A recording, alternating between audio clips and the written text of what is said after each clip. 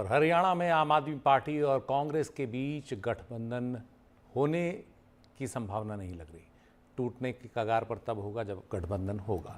तो हरियाणा में आम आदमी पार्टी और कांग्रेस का ये गठबंधन जो है ये शायद नहीं हो रहा है। इस सब का संकेत इस बात से मिलता है कि कुछ ही देर में आम आदमी पार्टी की पहली लिस्ट आने की संभावना है। यानी किसी भी वक्त हरियाणा से आम आदमी पार्टी अपना पहली लिस्ट को जारी कर सकती है। कांग्रेस 3 लिस्ट जारी कर चुकी है। कुल 41 उम्मीदवार उसके अब तक जारी हुए हैं, जिसमें सबसे ताज़ा लिस्ट 9 उम्मीदवारों की कांग्रेस ने कल ही जारी की थी और अब आम आदमी पार्टी अपनी लिस्ट जारी करेगी, ऐसा लग रहा है। संजय सिंह जो पार्टी के वरिष्ठ नेता हैं, उनका ये कहना है कि अगर आज शाम तक समझौता नहीं हुआ तो फिर हम अकेले भी चुनाव लड़ सकते हैं। और इस पूरे मामले में एक ख़ास बात यह है कि दोनों ही पार्टियों का जो आला कमान है वो बताया जा रहा था कि वो इस मामले में हरियाणा में गठबंधन करके लड़ने के लिए तैयार है, कोशिश कर रहा है। लेकिन जो स्थानीय नेता हैं राज्य के, वो चाहते हैं कि पार्टियां अलग अलग लड़ें। खासतौर पर भूपिंदर सिंह हुड्डा स्पष्ट तौर पर कह चुके हैं कि कांग्रेस राज्य में अपने दम पर लड़े। उन्हें इस बात की पूरी संभावना लगती है कि पार्टी जो है इस बार राज्य में सरकार बनाएगी, बीजेपी को सत्ता से उखाड़ेगी। उधर आम आदमी पार्टी का भी ये कहना है कि दिल्ली में जब चुनाव हुए थे हाल के लोकसभा, तो कांग्रेस के नेताओं ने सहयोगी के तौर पर पूरा जो अपना जिम्मेदारी है उसको नहीं निभाया। हमारे साथ हमारे सहयोगी शरद शर्मा हैं। शरद, अब क्या आपको लगता है कि कुछ कोई गुंजाइश बची है दोनों दलों के बीच गठबंधन की? बहुत कम लग रहा है कि अब कोई बातचीत हो पाए। हालांकि हो तो सकता ही है क्योंकि नामांकन तो नहीं हुआ है, लेकिन अब बात बहुत आगे बढ़ गई है। आम आदमी पार्टी ने एक तरह से 2 बार अल्टीमेटम देने की कोशिश की थी, आपको याद होगा। एक बार शुक्रवार को यह खबर आई थी कि पेंच फंस गया है और अगर बात नहीं बनती है तो आम आदमी पार्टी अपने उम्मीदवारों की सूची के साथ आगे बढ़ेगी। सुबह सुशील गुप्ता जो अध्यक्ष हैं आम आदमी पार्टी हरियाणा के, उनकी तरफ से बात आई कि समय काफ़ी हो चुका है और अगर शाम तक बात नहीं बनती है तो वो लिस्ट जारी कर देंगे। लेकिन ऐसा लगता है कि कोई पॉजिटिव फीडबैक जो है संभवतः आम आदमी पार्टी को नहीं मिला होगा कांग्रेस की तरफ से, जिसके बाद आम आदमी पार्टी ने अपने 20 उम्मीदवारों की पहली सूची जारी कर दी है। हालांकि अभी कांग्रेस ने जो अपने उम्मीदवार हैं उनकी पूरी सूची जारी नहीं की है, केवल 90 में से 41 उम्मीदवारों की सूची जारी की है। लेकिन कुछ ऐसी सीटें जरूर दिखाई दे रही हैं, जैसे कि मेहम की सीट है, जहां पर कांग्रेस ने कल ही अपने उम्मीदवार को घोषित किया है। वहीं पर आम आदमी पार्टी ने भी अपना उम्मीदवार घोषित किया है। तो अब क्या बातचीत बनेगी? बन तो सकती है, लेकिन अब क्योंकि मामला बहुत आगे बढ़ गया है, अब देखना होगा कि क्या दोनों पार्टियों में कोई समन्वय फिर से बनाने की कोशिश की जाएगी या फिर कांग्रेस आम आदमी पार्टी को यह कहेगी कि जब आपने लिस्ट जारी कर ही दी है तो आप आगे बढ़ जाइए, और फिर आम आदमी पार्टी जो है अब आगे बढ़ेगी और अलायंस की तरफ नहीं देखेगी। तो अब बात काफी आगे बढ़ गई है और अब मुश्किल लग रहा है कि किसी तरह का गठबंधन दोनों पार्टियों में हो पाए, जिसकी चर्चा चल रही थी कि हो ही जाएगा, 5-6 सीट पर आम आदमी पार्टी मान ही जाएगी, लेकिन शायद बात नहीं बनी। इस वजह से आम आदमी पार्टी आगे बढ़ गई और अपनी पहली 20 उम्मीदवारों की लिस्ट जारी कर दी है। जी, बात हो रही थी कि 5 से लेकर 9 तक सीटें होंगी, लेकिन अब जब 20 सीटें आम आदमी पार्टी ने जारी कर ही दी हैं तो इसका तो अब सीधा संकेत ये जाता है कि अगर फिर कॉम्प्रोमाइज़ होता है तो कम से कम 10-12 ऐसे उम्मीदवार रह जाएंगे जिनके मन में एक खटास रह जाएगी कि हम तो पार्टी की लिस्ट में आ गए थे, कॉम्प्रोमाइज़ करके वापस ले लिया गया। तो अब तो संभावना नहीं लगती। अब ये मान लेना चाहिए कि ये गठबंधन टूट चुका है। और वैसे भी जो नामांकन की तारीख है वो काफ़ी पास आ चुकी है, बहुत समय नहीं है उम्मीदवारों के पास अब तैयारी का। बिल्कुल, देखिए सुशील जी, जैसे मैं देख पा रहा हूं, एक मेहम की सीट है जिसपे कल ही कांग्रेस ने अपना उम्मीदवार घोषित किया। आम आदमी पार्टी ने भी इस पर उम्मीदवार घोषित कर दिया है। रोहतक सिटी की सीट है जहां पर कांग्रेस ने अपने सिटिंग एमएलए को टिकट दी है। वहीं पर आम आदमी पार्टी ने भी अपना जो उम्मीदवार है विजेंद्र हुड्डा को अपना उम्मीदवार घोषित कर दिया है। तो ये कई सीट ऐसी मुझे दिखाई दे रही हैं सरसरी तौर पर जिसमें कांग्रेस अपना उम्मीदवार घोषित किए हुए है। ये मैं इसलिए कह रहा हूं कि अगर आम आदमी पार्टी उन सीटों पर अपने उम्मीदवारों के नाम का ऐलान करे जिस पर कांग्रेस ने नहीं किया है, क्योंकि आधी से ज़्यादा सीटें अभी कांग्रेस की बची हुई हैं जिस पर कांग्रेस ने अपने उम्मीदवारों का ऐलान नहीं किया है। वो 49 सीटें अभी ऐसी हैं जिस पर कांग्रेस ने अपने उम्मीदवारों का ऐलान नहीं किया है। केवल 41 सीटों पे ही अभी तक किया है। लेकिन अगर ऐसी सीटों को भी ऊपर भी आम आदमी पार्टी आगे बढ़ गई है जिस पे कांग्रेस अनाउंस कर चुकी चुकी है, तो फिर बहुत मुश्किल हो जाता है कि जो गठबंधन है, जो बात चल रही थी वो आगे बढ़े। मैं ये इसलिए कह रहा हूं क्योंकि राजनीति में हो कुछ भी सकता है। 12 तारीख नॉमिनेशन का आखिरी दिन है, आज सोमवार है, अभी बीच के 2 दिन पड़े हुए हैं और गुरुवार को दोपहर 3 बजे तक का समय पड़ा हुआ है। अगर शीर्ष नेतृत्व में, दोनों पार्टियों के शीर्ष नेतृत्व में बात हो या फिर कहीं और से दबाव बने कि नहीं आपको अलायंस करना चाहिए, तब तो हो सकता है, वरना मान के चलिए कि अलायंस की बातें अब खत्म हुई, क्योंकि आम आदमी पार्टी को भी अपने अंदर ही बहुत सारा विरोध झेलना पड़ रहा था। क्योंकि एक तरफ आम आदमी पार्टी जब से पंजाब जीती थी तब से ही हरियाणा में अपना जो कैंपेन था आम आदमी पार्टी ने वो शुरू कर दिया था। अब 2-2.5 साल पूरा कैंपेन चलाने के बाद में और कार्यकर्ता खड़े करने के बाद, अपना संगठन खड़े करने के बाद अगर आम आदमी पार्टी चुनाव नहीं लड़ रही, तो फिर अपने ही लोगों का बहुत दबाव था कि आप ये कर क्या रहे हैं। कहाँ आप 90 सीटों पर चुनाव लड़ने की बात कर रहे थे और कहाँ आप 5 सीटों पर केवल एक ऐसी पार्टी का रोल निभाएंगे जिसका होने ना होने का कोई खास मतलब प्रदेश के अंदर नहीं रह जाएगा। तो अब बहुत मुश्किल लगता है।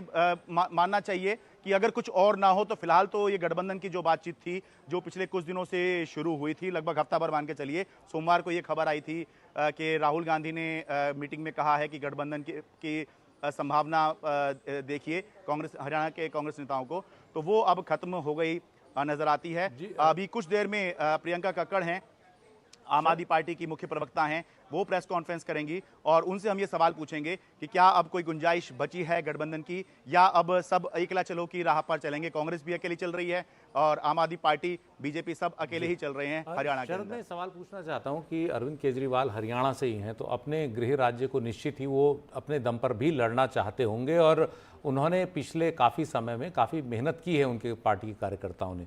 अरविंद केजरीवाल के नाम के अलावा हरियाणा में और कौन कौन से बड़े नाम आम आदमी पार्टी के पास हैं जो कांग्रेस के लिए या बीजेपी के लिए, विपक्षी दलों के लिए एक बड़ी चुनौती बन सकते हैं?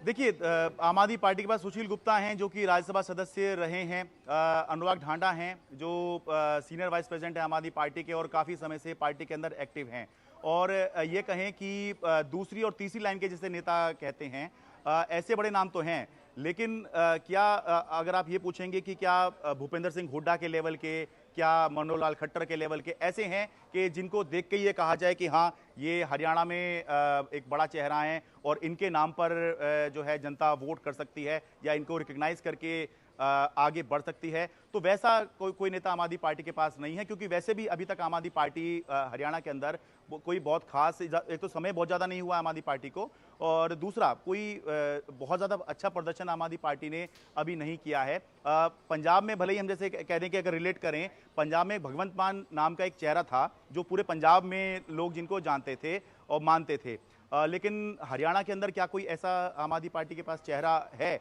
अभी ऐसा नहीं दिखाई देता है, और शायद इस वजह से भी आम आदमी पार्टी गठबंधन की तरफ जाने की आम आदमी पार्टी ने सोची। क्योंकि एक तरफ अगर कांग्रेस में गुटबाजी ही इसलिए हो रही है क्योंकि बड़े बड़े नाम उनके पास में हैं, चाहे वो भूपेंद्र सिंह हुड्डा हो, चाहे कुमारी सैलजा हो, रणदीप सिंह सुरजेवाला हो, चौधरी वीरेंद्र भी आ गए हैं, उनके बेटे को भी टिकट दे दिया है, ऐसे बीजेपी में भी बड़े बड़े नाम हैं, तो उनके मुकाबले आम आदमी पार्टी के पास नाम नहीं है। लेकिन केवल नाम भी कई बार जरूरी नहीं होता है, संगठन भी जो है अगर मजबूत है तो आप निकाल लेते हैं, लेकिन ऐसा कुछ नहीं होगा आम आदमी पार्टी के पास में इतना मजबूत, इसलिए उसने गठबंधन के बारे में यहाँ पर सोचा था। जी, हमारे साथ हमारे सहयोगी प्रशांत भी हैं। प्रशांत जी, लगातार बात चल रही थी कि आम आदमी पार्टी और कांग्रेस के बीच क्या गठबंधन होगा या नहीं होगा, तो अब लगता है कि शायद नहीं होगा, क्योंकि आम आदमी पार्टी ने भी 20 उम्मीदवारों की लिस्ट अब एक तरफा अपनी तरफ से जारी कर दी है। क्या आपको लगता है कि अब भी कहीं कोई गुंजाइश है? नहीं, देखिए सुशील, कल जब कांग्रेस की तीसरी सूची आई थी जिसमें 9 उम्मीदवारों के नामों का ऐलान किया गया था, उसमें जब गुरुग्राम की सीट पर कांग्रेस ने अपने उम्मीदवार का ऐलान किया, कल मैं आपसे रात में बात कर ही रहा था, वो एक मुझे लगता है एक इंडिकेटर था और एक ट्रिगर भी था। बातचीत जरूर चल रही थी आम आदमी पार्टी और कांग्रेस के बीच में, लेकिन जब बातचीत के बीच में ही कांग्रेस पार्टी की तरफ से एक ऐसी सीट पर अपने उम्मीदवार का नाम का ऐलान कर दिया गया जो सीट आम आदमी पार्टी भी चाहती थी अपने लिए, और ये ऐसी अटकलें थी कि अगर गठबंधन होता तो उसी को वो सीट जाती। तो ऐसे में एक तरह से हम कह सकते हैं यूनिलैटरली अगर गुरुग्राम की सीट पर कांग्रेस ने अपना उम्मीदवार दे दिया तो वो शायद ट्रिगर पॉइंट था। इसके अलावा कांग्रेस और आम आदमी पार्टी के बीच जो बातचीत चल रही थी, खबरें ऐसी आई कि कांग्रेस ने एक तरह से अल्टीमेटम दे दिया है कि 4 या 5 सीट या तो आम आदमी पार्टी ले या नहीं तो गठबंधन से बाहर हो जाए। तो मुझे लगता है कि यहीं पर आकर बातचीत टूट गई है और इसलिए अब जबकि आम आदमी पार्टी ने 20 उम्मीदवारों के नाम के ऐलान कर दिया है, खासकर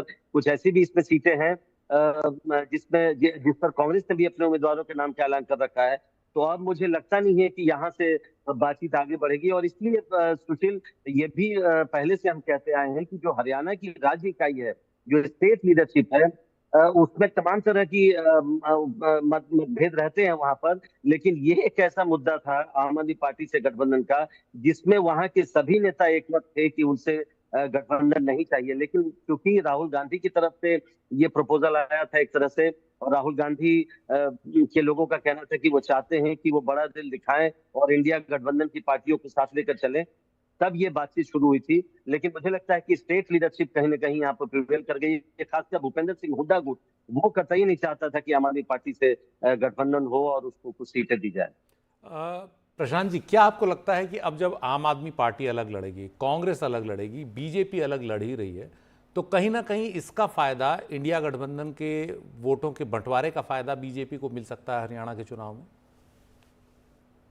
देखिए सुशील, ये एक डर था और इस जो गठबंधन से की चर्चा शुरू हुई थी आम आदमी पार्टी से, उसके पीछे ये भी एक कारण उस समय बताया जा रहा था, क्योंकि आप जानते हैं इनेलो जो इंडियन नेशनल लोकदल है उसका बसपा से गठबंधन है, और जननायक जनता पार्टी जो है दुष्यंत चौटाला की पार्टी, उसका चंद्रशेखर आजाद की प्रशांत, मैं पार्टी, आपको आजाद रोकूंगा समाज इस वक्त। पार्टी आम से। आदमी पार्टी की एक प्रेस कॉन्फ्रेंस आ रही है, इसी मुद्दे पर सीधे चलते हैं प्रेस कॉन्फ्रेंस में।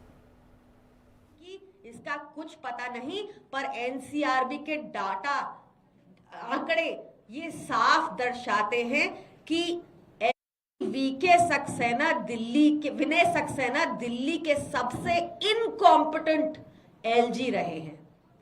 कानून उनसे संभलता नहीं, दिल्ली सरकार की शक्तियां छीनने में वो मशरूम रहते हैं। कानून उनसे संभलता नहीं, दिल्ली सरकार का कोई काम होता है तो फटाफट फोटो खिंचाने आ जाते हैं।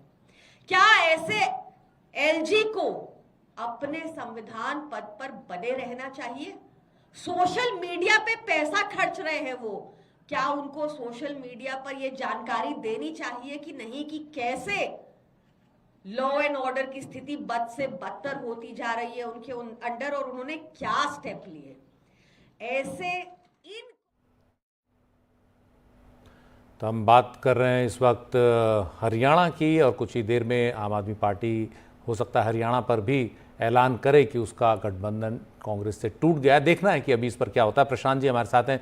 प्रशांत, आप अपनी बात पूरी करें कि क्या ये जो हरियाणा में एक तरह से आप अलग लड़ेगी, कांग्रेस अलग लड़ेगी, तो बीजेपी को इसका मतलब है कि कुछ फ़ायदा होगा? किस तरह का सियासी समीकरण अब हरियाणा में दिखेगा अगर हम ये मान लें कि कांग्रेस और आप अलग हो गई हैं? नहीं, देखिए सुशील, जैसा मैं कह रहा था कि चूंकि वहां दो बड़े गठबंधन कहें या नहीं कहें, लेकिन दलितों का एक गठबंधन बनाने की कोशिश की गई है, एक इनेलो की तरफ से, एक जेजे की तरफ से। तो ये एक डर था कांग्रेस पार्टी को कि कहीं जो एंटी बीजेपी वोट है वो बढ़ नहीं जाए, और इसलिए आम आदमी पार्टी से बातचीत की जाए। लेकिन शरद जो एक बात कह रहे थे कि आम आदमी पार्टी अभी वहां क्या इतनी बड़ी फोर्स है कि अगर वो अलग अगर चुनाव लड़ती है तो बीजेपी जो एंटी बीजेपी वोट है वो उसको कितना मिलेगा, वो कितनी बड़ी फोर्स है, क्या वो कांग्रेस का वोट काटने में भी कामयाब हो पाएगी, ये एक सवाल जरूर है। कांग्रेस की तरफ से दो वजहों से मुझे लगता है कि गठबंधन चाहते थे राहुल गांधी।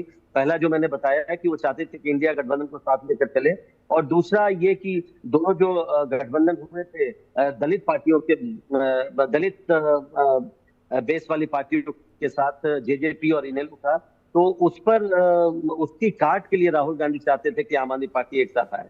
लेकिन वो सवाल जरूर है कि आम आदमी पार्टी लोकसभा चुनाव भले ही उसके एक कैंडिडेट लड़े थे, उनको अच्छी खासी मत भी मिले थे उनको अच्छे खासे, लेकिन उस समय वो कांग्रेस के साथ चुनाव लड़े थे। तो मुझे लगता है कि आम आदमी पार्टी की पॉलिटिकल हैसियत अभी हरियाणा में कितनी है, ये एक सोचने वाली बात। जी, बहुत बहुत शुक्रिया प्रशांत और शरद इस पूरी जानकारी के लिए। हरियाणा का चुनाव काफ़ी दिलचस्प अब हो गया है। कांग्रेस और आम आदमी पार्टी के बीच गठबंधन की संभावनाएं अब ख़त्म होने की तरफ बढ़ चुकी हैं, क्योंकि आम आदमी पार्टी ने भी अपनी 20 उम्मीदवारों की पहली लिस्ट जारी कर दी है।